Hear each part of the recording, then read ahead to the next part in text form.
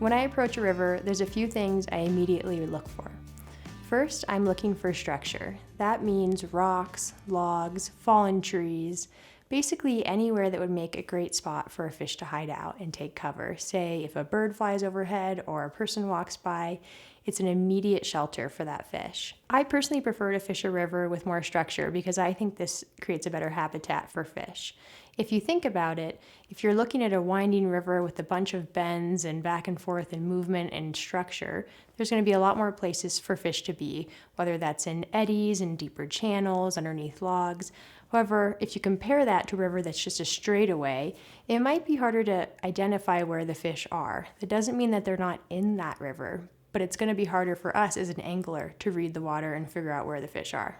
If I were to fish one of these straightaway rivers, I might change the way that I'm fishing. If I can't see fish coming up and feeding on the surface, that might be a great place to swing a fly. What I mean by that is taking a streamer, casting it across, and swinging the fly downstream. The great thing about that is I'm able to cover a lot of water. So if I don't know where the fish are, it's going to be good for me to cover more water so that I can find them.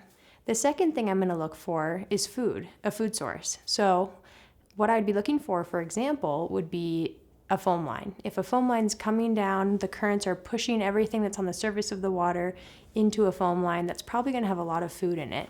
And that means there's probably going to be trout underneath it. So that's the second thing that I look for. The third thing I look for is incoming cold water.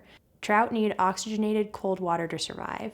So you're typically going to find them somewhere that has some incoming cold water. But that being said, trout don't want to exert too much energy. So you're not going to find them hanging out all day in white water.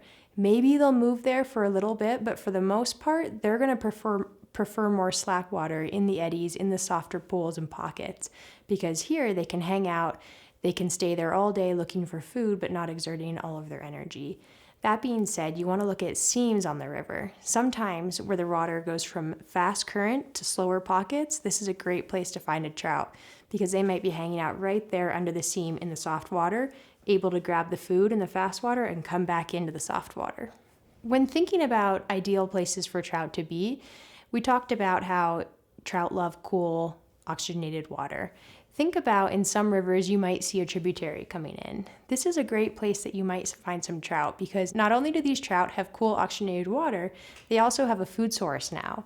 So if I'm ever in a river and I see incoming water from a tributary or even a fork in a river, sometimes I find fish in these areas.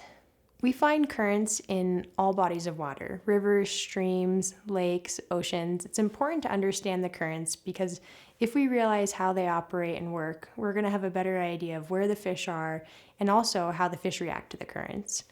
What I mean by that is, for example, in the ocean, if we're fishing for a certain saltwater species and we're looking at tides, this is going to affect when the fish come in to feed and when they leave. So it's important for us to understand when we're in the ocean the different movement of the water there with our tides.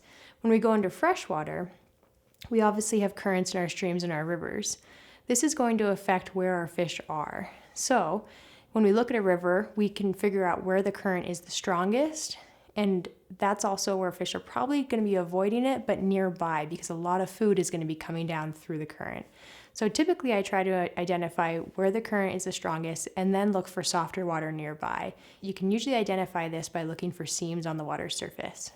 As we fly fish, we're always facing upstream and walking upriver. This is because trout are always facing upstream. That doesn't mean we won't sometimes fish downstream, depending on the fly that we have, but for the most part, most anglers are fishing upstream.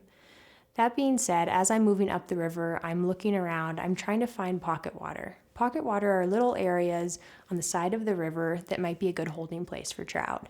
These often are right underneath a seam of fast and slow water, and this is typically where trout will tend to rest while they're waiting and looking for food.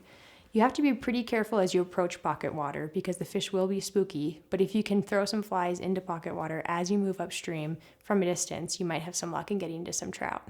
We've talked a bit about how smaller rivers have some very evident structure that we can look for, and sometimes it's easier to identify some of the areas trout might be in a smaller river. If you're in a large river, it can be a little bit more difficult to read them. That being said, there's certain things that will help us identify where the fish are.